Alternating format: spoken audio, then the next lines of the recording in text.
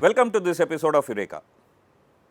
Our guest today is Professor V Ramakrishnan, Director, Indian Institute of Science Education and Research, IISER-TVM.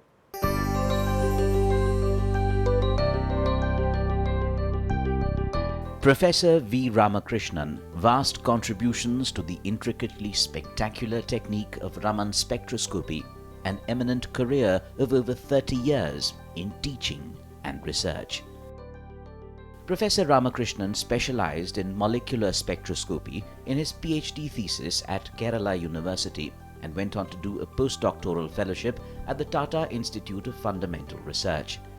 He's had a big role in promoting advanced academic and research programs on laser spectroscopy, himself having contributed over 150 papers on the subject to international journals over the last 3 decades.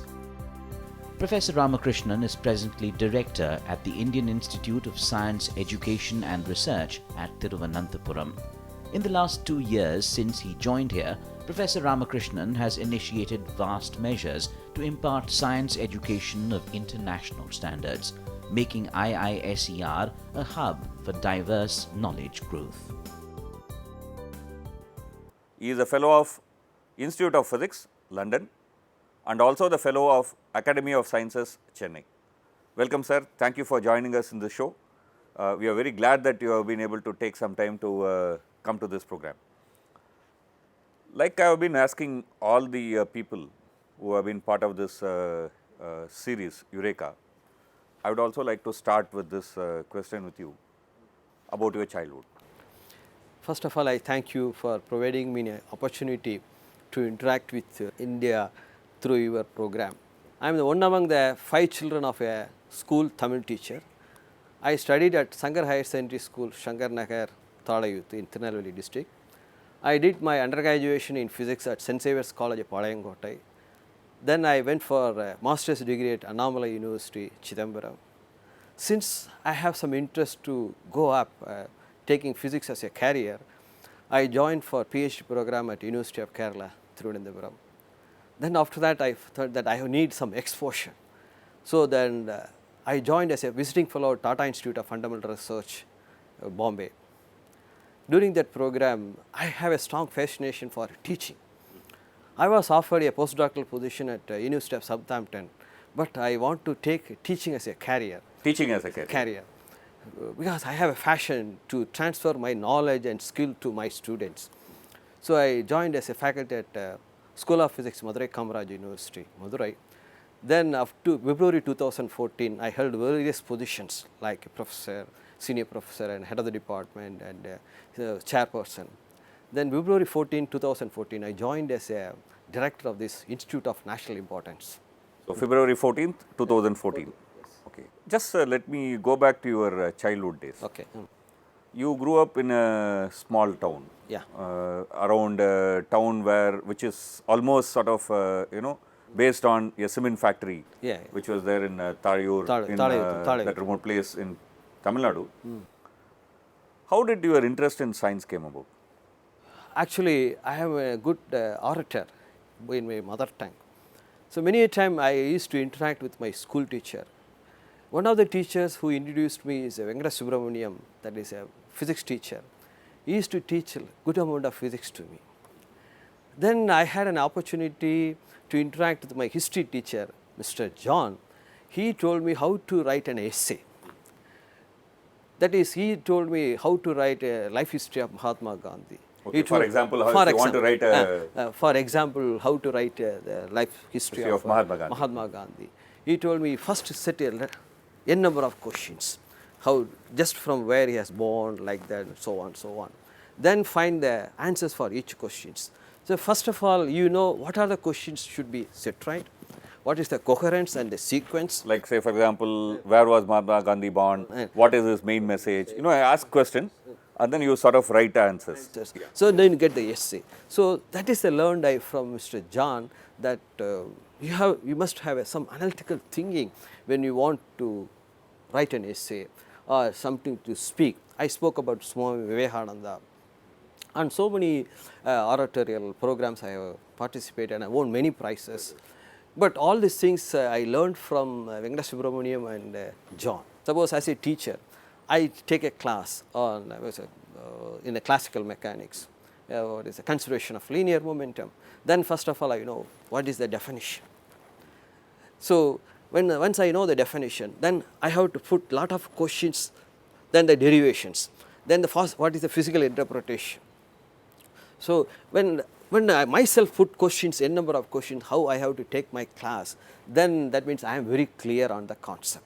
So when you also teach, you will have a logical exposition. Logical exposition, and the students will also be able to follow it up. Because I have to take class for the worst student in the class, not for the best student in the class. I have to go to their level and teach them. Then, so sometimes when I take a class, I think about one of my worst students, how he will understand.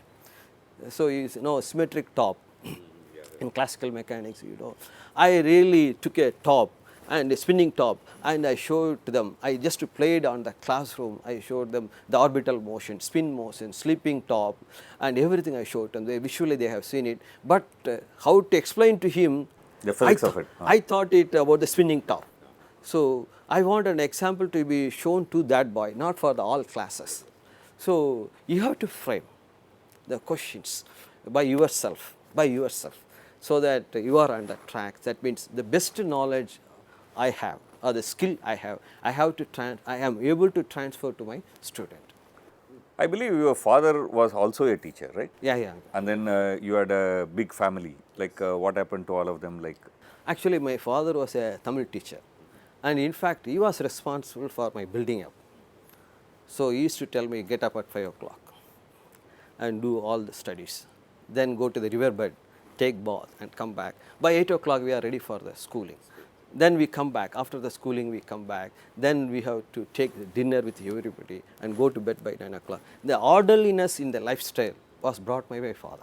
But since my father studied only a pullover diploma, he did not go to formally, he did not get any degree, he got a diploma from Annamalai University, but he wanted all his children to come up.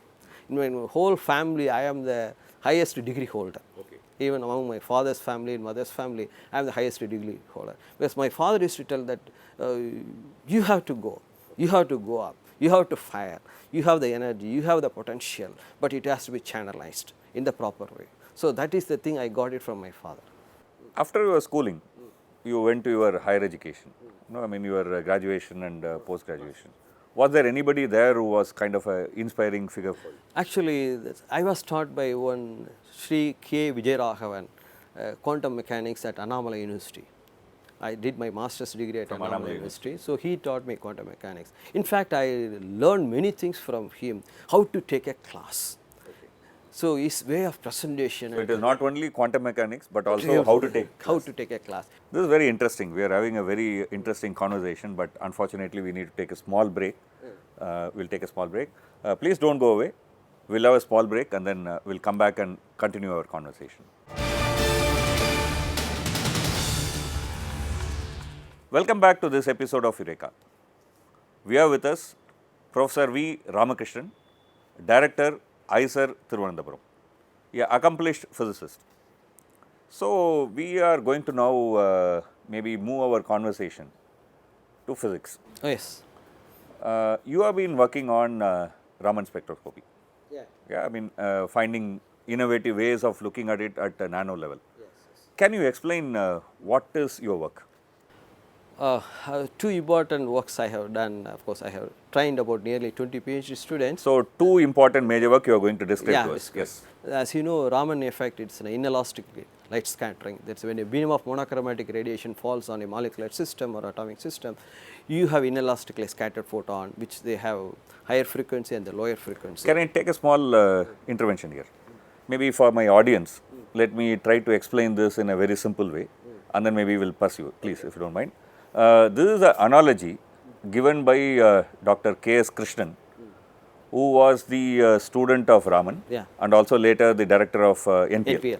So K.S. Krishnan was called to give a lecture in a college in Krishnagiri. Okay, in a government school in Krishnagiri. So in the school students, he gave an example. He said, assume that I have a cricket bat and I am moving the cricket bat front and back, and somebody throws a ball. when the ball hits the bat and gets reflected, suppose if my bat is going backwards, the reflected ball will lose some energy. Suppose if my bat is coming forward, then it will gain some energy. If it was almost in the middle, there will be no change in the energy. Yes. So, there are three ways the ball can be reflected. Okay. So, the Raman found out that the what is called as anti-stroke effect. Anti-Stokes lines with Anti-Stokes higher lines. energy photons. So, which means essentially if you are giving a very simple way that when the bat is coming forward, that the ball will have slightly more energy. That is what he found. Of course, this is a very, very classical explanation to. So similarly, if you assume that the electron is going around the atom and a photon is coming and hitting that electron, if the electron is coming up and the photon is hitting, it will gain some energy. If the electron is going back and then if it is hitting the electron, it will lose some energy. If it is somewhere in between, there will be no change in the energy. This is a kind of example you give.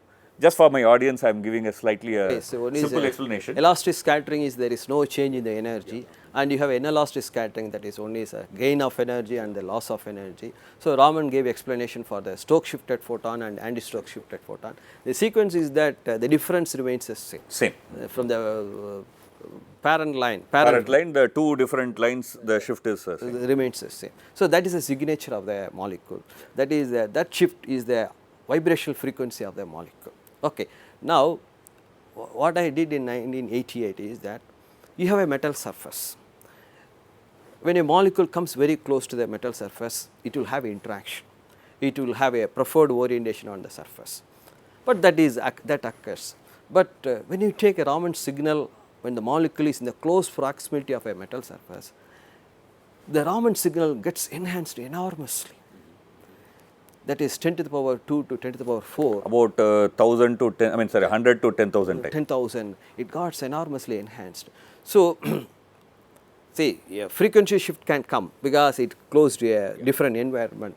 It is not the frequency shift, the enormous enhancement in the intensity. So, that means the molecule experience a new electric field, a environment around the surface. Because the metal is actually having free electrons, free so electrons, surface plasmons and other things.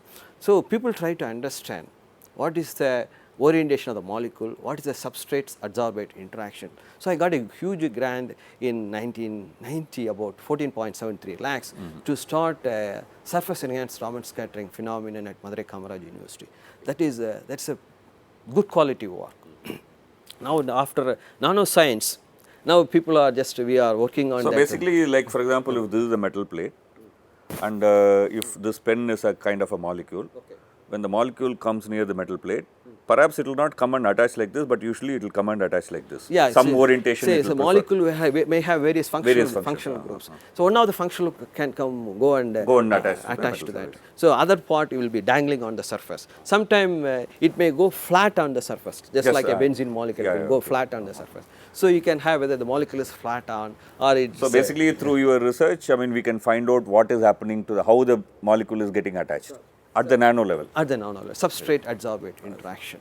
So, that is one of the piece of work. That's one of your research work. What is the second one? Other one is that is just like now I shine light on you and it gets reflected. I take a photograph. That photograph is nothing but the intensity distribution of the reflected light. So, basically like for example, if you look at my face, the light is falling and that is what is going into the camera. What you see as my face is actually nothing but the different amount of light being reflected from different parts. Yeah. Fine. Yeah. Okay. Now, I have a semiconductor wafer, a surface. So, the surface you do not see that, though it may look smooth, but there will be inhomogeneities and hillocks, voids, and maybe the electron distribution may not be uniform. All these issues will be there. But conventionally we use AFM method, AFM, SEM or AFM means? Atomic force microscopic methods, scanning electron microscopy and transmission electron microscopy. These are the techniques, standard techniques we use to find out the surface up and features. downs in the surface. Surface features, surface signatures. Now, what I am doing is that you have shine light, monochromatic radiation fall, you have Raman scattered photons. So, I choose one photon with a particular frequency, that is I take one frequency, because the molecule will have, the system will have some vibrational frequencies, maybe just if you like a graphene, it has 1330 wave number a frequency. Graphene is 1330 years. No, there are fundamental modes like D, G, 2D modes, defect mode and G mode and 2D mode. So, one of the mode has a frequency at 1330 wave number. So, I collect the intensity associated with that fundamental vibration, collecting intensity associated with the fundamental vibration. Intensity associated with the fundamental vibration across the surface. Across the surface. Across the surface. So, 1330 wave number. So, you get across the surface. So, I measure the number of photons received, number of photons having that particular frequency. So, I have a surface signature. So, that is called Raman intensity mapping. Why you want to do it? Yeah, that will be the natural question that people will want to ask. So, this is a preliminary work, but this graphene, it may have defects. That is what 1330 wave number, okay, comes like that. Suppose I grow a gallium nitride nano column on silicon substrate. Okay. So, because these are all two materials, the lattice may mismatch. So, a strain may be induced. So, basically in many of the applications we use two materials as like sandwich. Yeah, there is a substrate yeah. So, what we are saying is that when they are there, maybe they are not actually perfectly even at all places. There may be stresses. Yeah, stress may be the local stress which is induced because of the lattice, because silicon has a different lattice and gallium nitride has a different crystalline lattice. When they are then they are made, one is to grow on the other surface. Yeah. So, you have a lattice mismatch or thermal expansion coefficient difference, all these issues will be there. So, you have a strain induced. Because of the strain induced, that vibrational frequency may change. One of the fundamental vibration frequency may change. So, I measure not intensity distribution, I measure the frequency distribution. Okay. So, just like 1330 wave number for gallium nitride, one fundamental mode vibration, I study the frequency distribution across some 1 millimeter by 1 millimeter. 1 millimeter. So, 1 millimeter by 1 millimeter. So, in that area I will take about 400 Raman spectrum. Okay. Raman spectra I can take. So, each Raman spectra will tell them frequency of that particular fundamental vibration. So, I can say here suppose it says 1330, it will be 1331, 3032 or 1328, something like that. I am not worried about the intensity, I am worried about the frequency variations. So, from the frequency variation, I am able to correlate what is the strain induced at the interface. Because so, these are two major work that you have done in your as part of your physics study. Very interesting, and I am sure a lot of our audience would have also found it very interesting how physics has gone into such a micro level. I mean, it's not even micro level, micron level, you know, nano level, and we are trying to study how atoms and molecules are sticking to each other. We are having an interesting conversation, but unfortunately, we need to take a small break and then we'll come back. Please don't go away, come back after the break. Welcome back to this episode of Eureka. We are with us an accomplished physicist and also the director of IISER-TVM, Professor V Ramakrishnan. We are having a very intense and interesting conversation. Sir, before we proceed, I thought I'll share with you a small experience of mine. I mean, very recently, about a week ago, I went to an educational institution and they were all master's level students. I mean, master level first year students, of course. I sort of started my talk with the famous Galileo's experiment. You know, take two balls. Okay. One is, let's say, 5 gram, the other is 5 kilogram. Okay. But same size. You go on top of a tower, drop them at both at the same time, and ask a question which will reach first. Of course, Galileo laws tell us that both of them should reach the ground at the same time. I mean, if we discount the air friction. I mean, if the same size ball, then the friction is also same. But otherwise, if you discount the air, they should reach at the same level. Surprisingly, you know, they are MSc level, they are pursuing their physics. Quite a lot of them said the heavier one will fall first. I was actually kind of, let me say, shocked. What do you think is the problem with us today in terms of science education? The primary education. There where the child starts to learn, there is a place where you have to teach them systematically, where the teacher has to motivate the student to learn. So, in India, my feeling is that primary education has to be strengthened heavily. Infrastructure, everything has to be improved heavily. Of course, the government is doing it extremely well, but still I feel that We need to go a long way. We have to go a long way. So, that is the point where the child has to be groomed. So, we learned many things from your day-to-day appearance, and the school teacher teaches you and you learn. So, when they come for the college education, so there they have to say that I have the research vibration with myself. In the university education, you need not create a vibration, but you should come with a research vibration. That is intuitiveness. It will come only when he is properly learning things from the school education. So, he comes with a raring attitude. So, I want to learn. Where is the material? So, then the ambience and everything will make him to be a perfect scientist. See, if you look at the current kind of statistics, people who are coming for masters or integrated PhD or PhD, most of the students are actually coming from second tier, third tier towns and small villages. That's what, for fundamental physics, fundamental sciences, physics or other areas. For fundamental sciences, PhD students are coming from smaller colleges and things of that kind. And there has been a growing concern that the undergraduate education in India, particularly in the basic sciences, needs rethinking. What's your view on that? Okay, that is why the IISERs are established. So, undergraduate teaching with a research component. So, you allow the boy to think.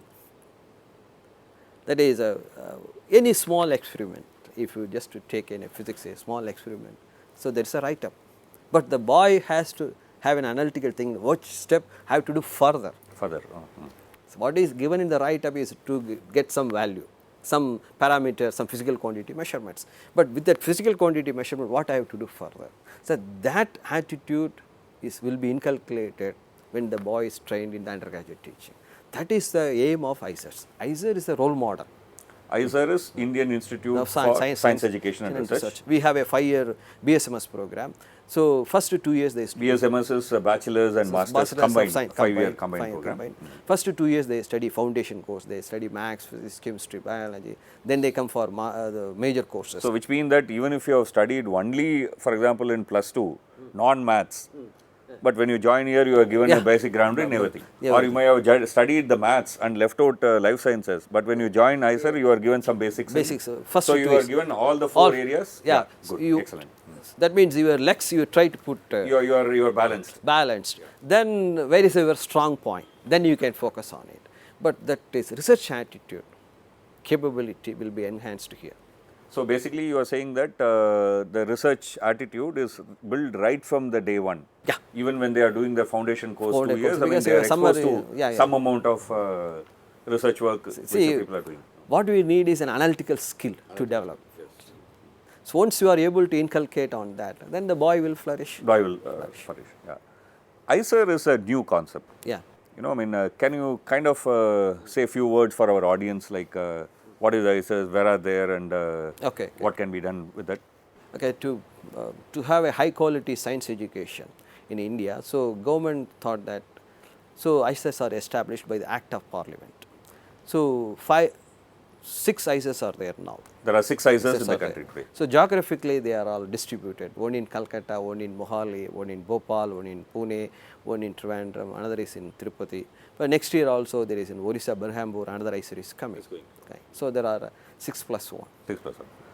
Yeah, it's distributed in different parts geographically. of the country. See, one of the questions that most audience would have in their mind is, oh, so which means that I have to write one more entrance exam. Is it so? No, there are 3 streams. The IIT JEE, if you have the advanced rank list, within 10,000 you will get admission. KBPA fellowship that you will get. Only that our joint entrance test is for the top 1% of the state and central boards. So, that for that category only we conduct. You have an aptitude test. So, basically what you are saying is that if you have got KVPI, then you can join directly. IISER directly. Or if you are in the extended list of IIT advanced ranking system of IIT JEE, then you can join IISER. Or if you are in the top 1% of any state board. So, it is not only CBSE. Any state board. Any state board. Any state board, top 1%, you can apply to IISER. And then you have to appear for our joint admission test. Joint admission test, and then you can, yeah, very interesting. You have been director here from 2014. Okay, I mean, what's your plan in this institute? Okay, first there are many components which you have to see that you have students, you have faculty and you have administration. First of all, you have to create a good ambience for the students to learn. Then you have to create good ambience for the faculty to work. Then good environment for the non-teaching staff to support us. So, first of all you see that a good infrastructure is developed. Now we are in the transit campus. So, our permanent campus is coming at Vidura, just 40 kilometers away from here. So, now our permanent buildings are coming there. So, we will be shifting there our campus from August to 2016. That is infrastructure. Infrastructure. Okay. For the academics, we have academic review of each school.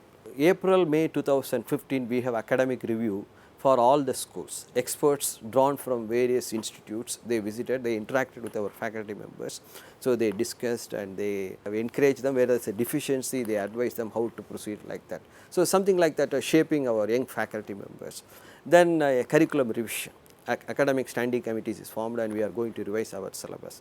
Then you have to extend your arms. So, we have signed MOUs with the international institutions, so that exchange program our faculty members can go and our students can go, their faculty members can come. So, by that there is a fruitful exchange of academic ideas. exchange. Yeah. We have conducted a workshop with the National University of Singapore, wherein we have entered in a MOU. Lastly, you are in an institution which is bringing up our next generation youth. You have spent quite a lot of your career in Madurai Kamaraj University interacting with youth. What's your message for young India? Be positive. Look everything in a positive mind. So, success will come. Success with a positive frame is an achievement. That's my message. Thank you. So, that's the message with which we end this Eureka today. Be positive. Face the challenges. It's not about success or failure. Facing with positive attitude is an important aspect, and that's what is life. Thank you, sir. Thank you for being with us in this interview. It's a great one. I'm sure our audience are going to like this. Thank you. Thank you very much. Thank you.